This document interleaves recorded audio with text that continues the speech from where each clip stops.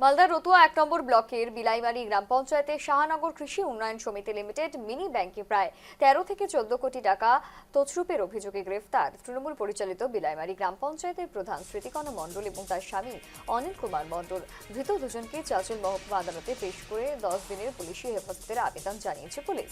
ঘটনার বাকি ৩ অভিযুক্ত পলাতক, তাদের খোঁজে তল্লাশি শুরু হয়েছে বলে খবর।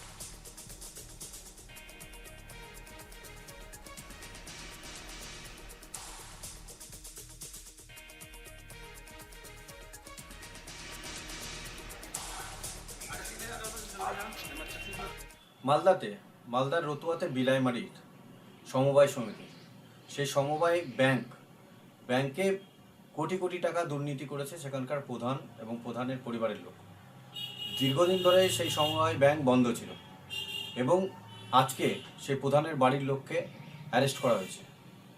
আমরা ভারতীয় জনতা পার্টি বলতে চাই যে গোটা পশ্চিমবঙ্গ ব্যাপী যে আজকে তৃণমূল কংগ্রেসের সরকার থাকাকালীন শুধু সমবায় ব্যাংক নয়, বিভিন্ন সেক্টরে এই তৃণমূল কংগ্রেস দুর্নীতি করেছে, তারই বহিঃপ্রকাশ আমরা আজকে দেখি।